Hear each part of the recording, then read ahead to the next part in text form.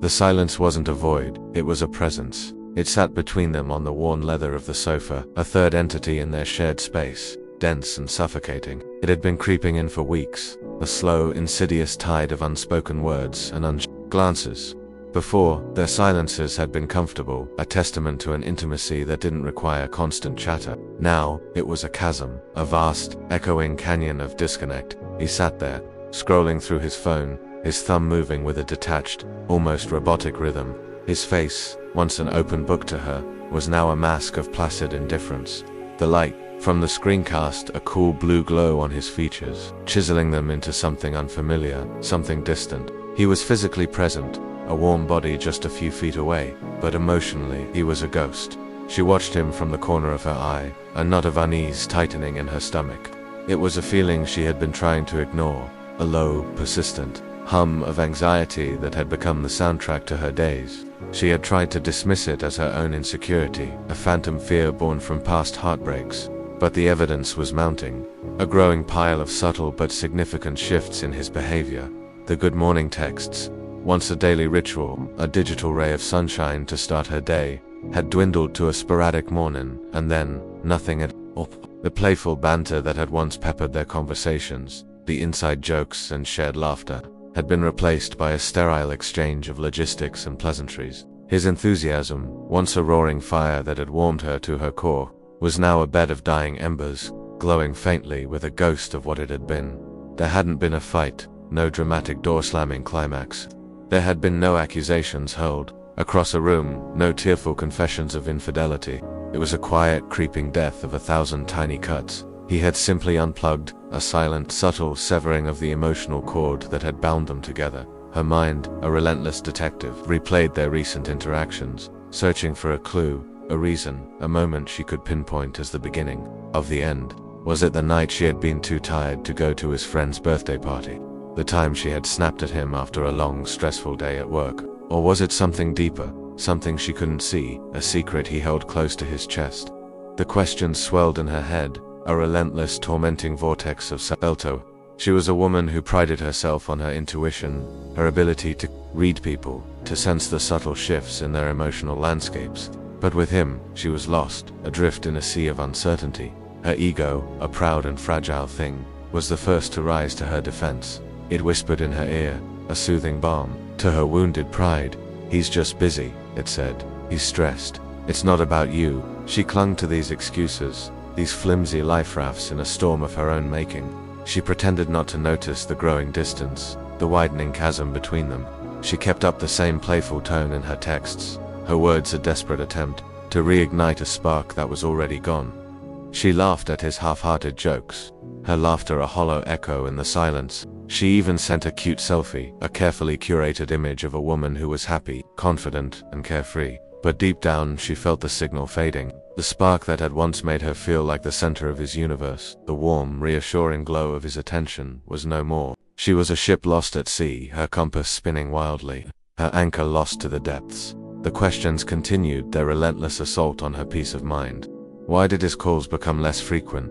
His voice a distant echo on the other end of the line. Why did he no longer comment on her stories? His digital applause, once a source of validation and affirmation. Why did she suddenly feel like she was the one doing all the chasing?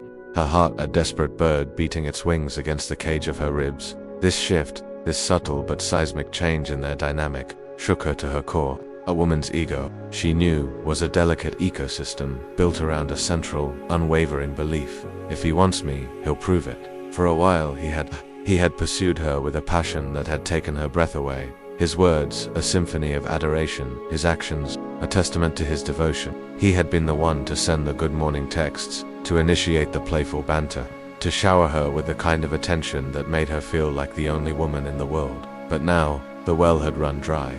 The once abundant stream of his affection had slowed to a trickle, and her confidence, once a mighty river, had begun to tremble. She was the one refreshing the chat, her eyes scanning for the 3 little dots that would signal his reply. She was the one dissecting his every word, searching for hidden meanings, for a glimmer of the man she had fallen in love with. Her brain, a masterful storyteller, began to weave dangerous narratives, each one more terrifying than the last. Had he met someone else, a woman who was prettier, smarter, funnier, Had he been faking it all along? His love a carefully constructed illusion, a cruel and elaborate lie? Was she not enough? Her love a pale and insignificant thing in the face of his indifference? If she were a younger, more emotionally immature version of herself, her first response would have been to lash out, to blame him for her pain. "You're acting weird," she would have screamed. "You've changed. What's your problem?" But she was older now, wiser, or so she hoped. She knew that anger would only push him further away, that accusations would only confirm his decision to retreat. So, she went subtle. She dropped breadcrumbs, tiny morsels of emotional bait, hoping he would pick them up. She posted thirst traps, carefully curated images of herself looking her best, a silent plea for his attention. She brought up his name in conversations with their mutual friends, a casual, offhand mention that was anything but. "We haven't talked in a while, huh?" she'd say, her voice a carefully modulated blend of nonchalance and concern. She was testing him, probing his defenses, trying to get him to reaffirm her position in his life. Because here was the raw, unvarnished truth. Most women weren't obsessed with keeping a man. They were obsessed with knowing they still could. It was a game of power, of control, of validation. His attention was a mirror in which she saw her own desirability reflected back at her. And now, the mirror was cracked, the reflection distorted, an unrecognizable dot, but he didn't bite. He remained detached, grounded, a calm and unmovable force in the face of her emotional storm. He didn't rise to the bait, didn't respond to her provocations. His silence was a wall she couldn't penetrate, his detachment a fortress she couldn't breach. And that's when the obsession began.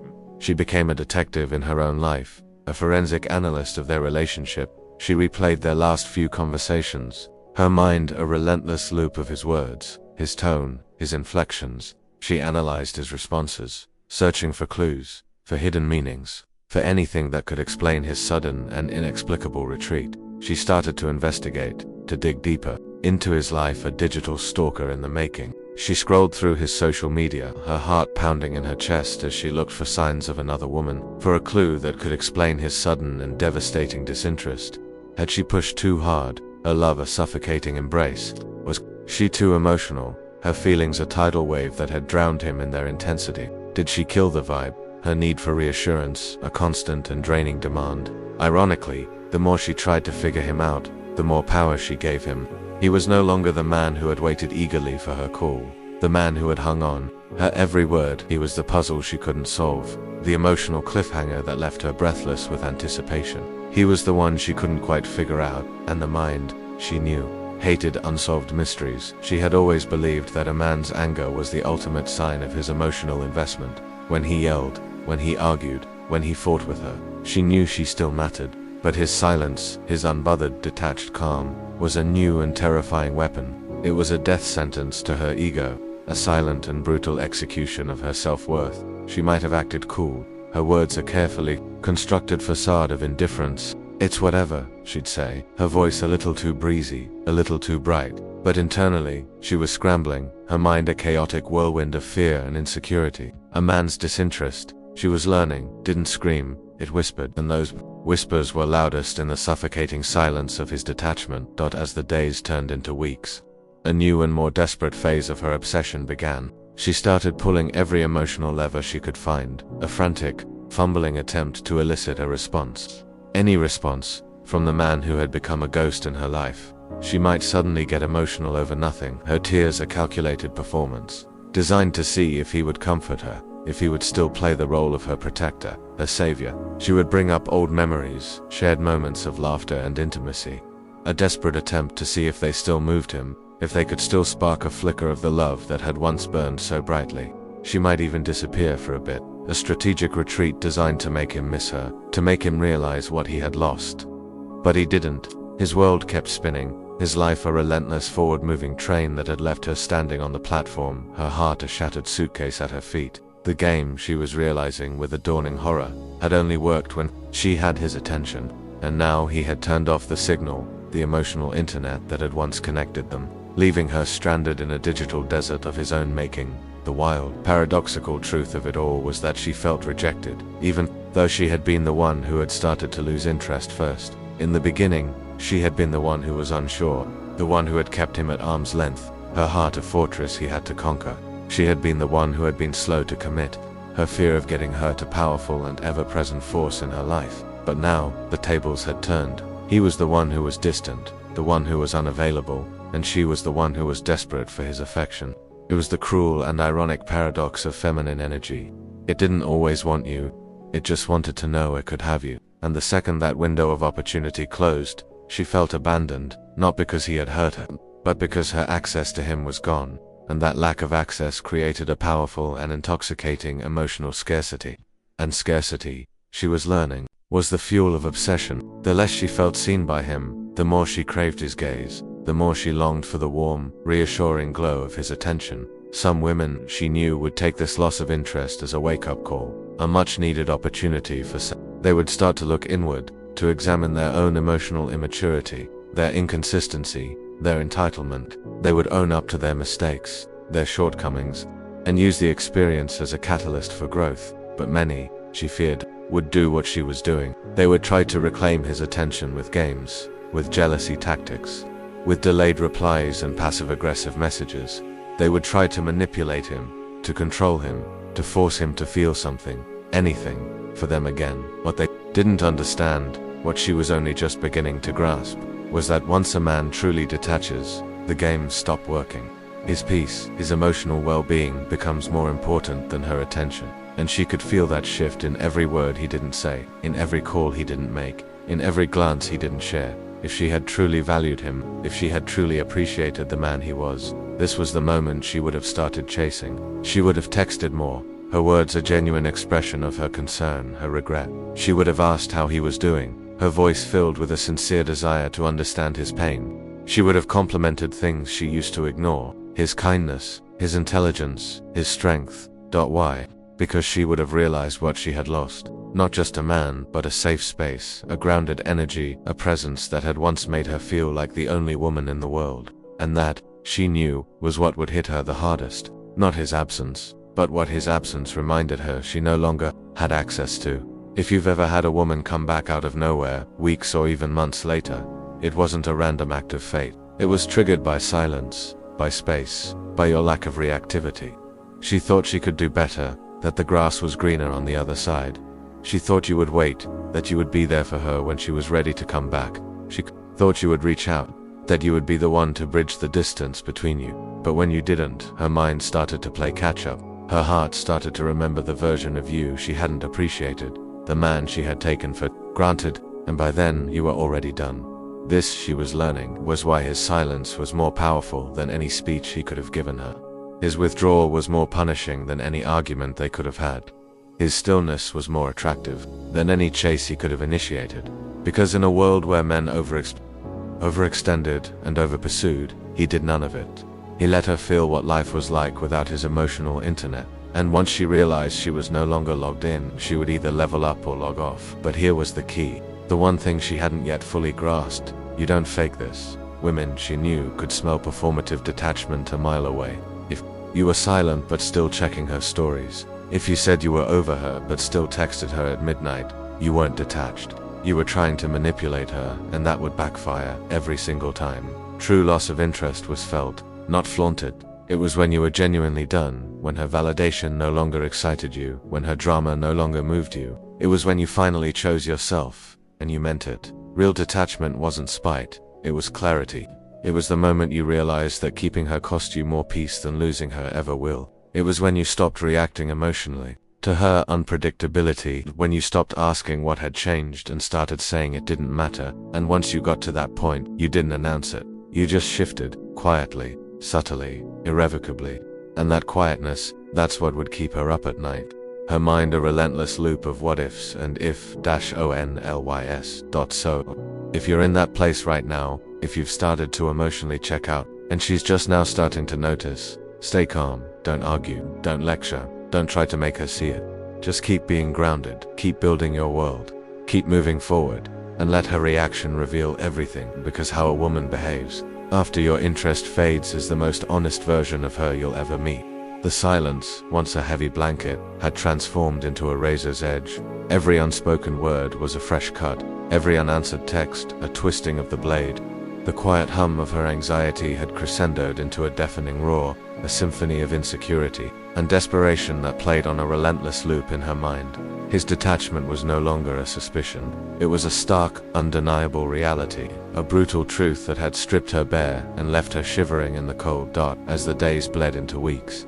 A new and more insidious phase of her emotional unraveling began. The subtle breadcrumbs she had been dropping had been ignored. Her carefully crafted thirst traps had gone unnoticed, and her casual mentions of his name to mutual friends had been met with a chilling indifference. The man who had once been an open book had become a locked diary, and she was a woman without a key.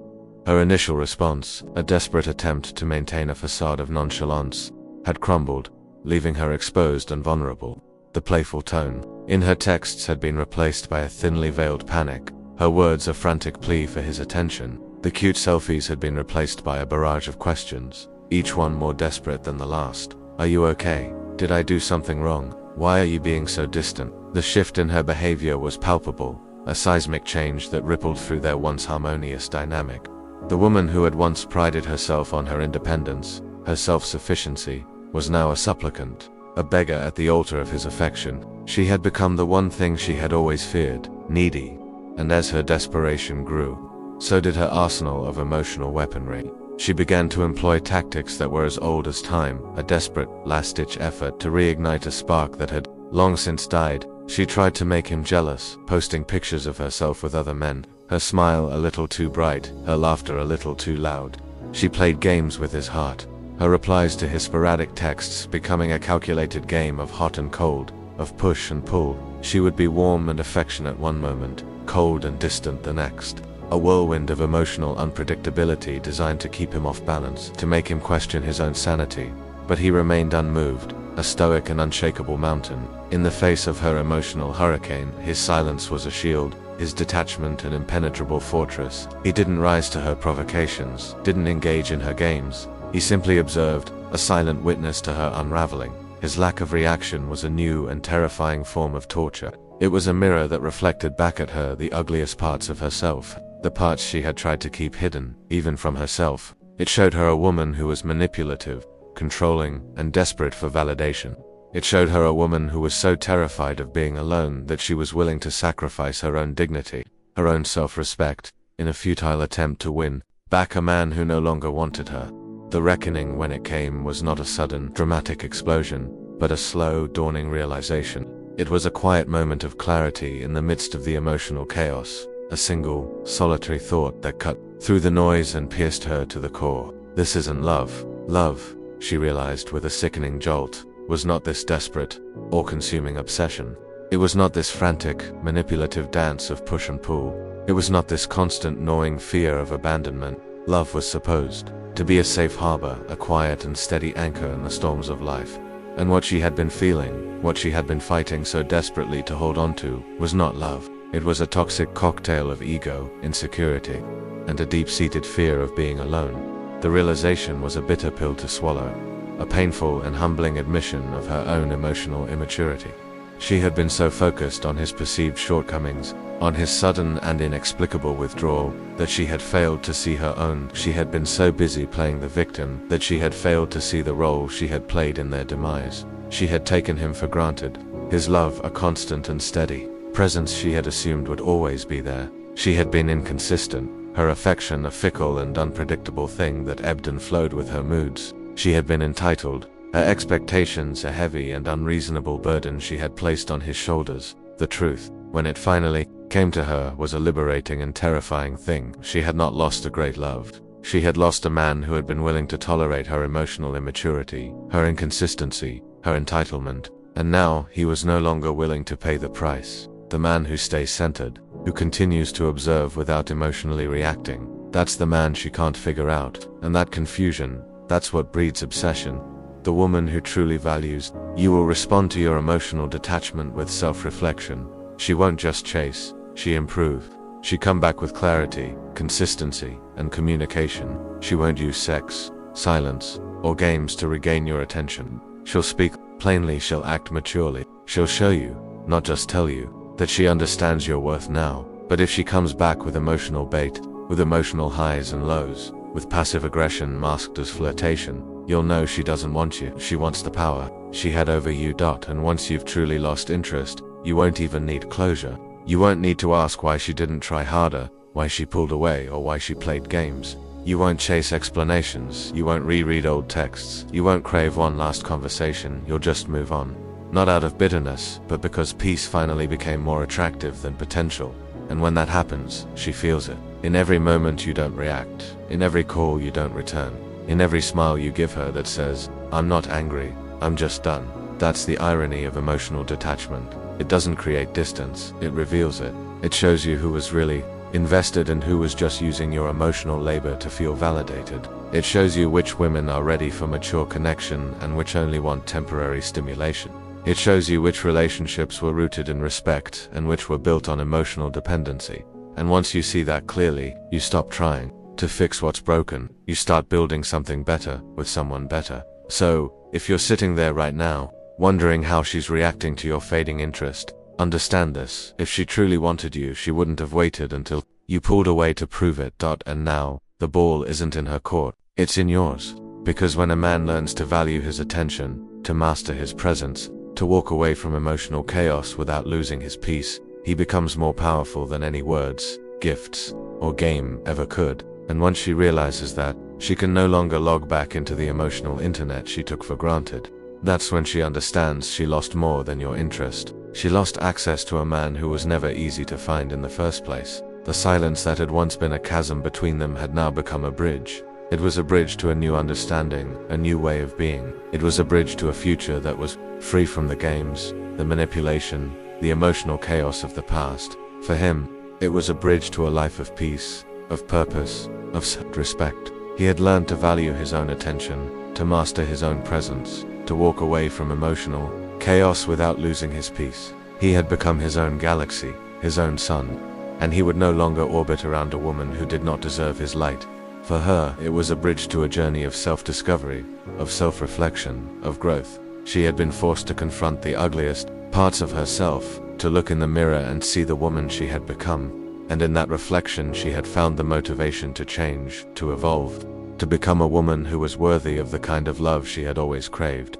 The end of their story was not a tragedy. It was a reckoning. It was a painful but necessary lesson in love, in loss, and in the power of emotional detachment. It was a story about two people who had been brought together by fate, and then torn apart by their own emotional immaturity. And in the end, it was a story about the transformative power of silence, of space, and of the courage to walk away from what is broken and build something better in its place.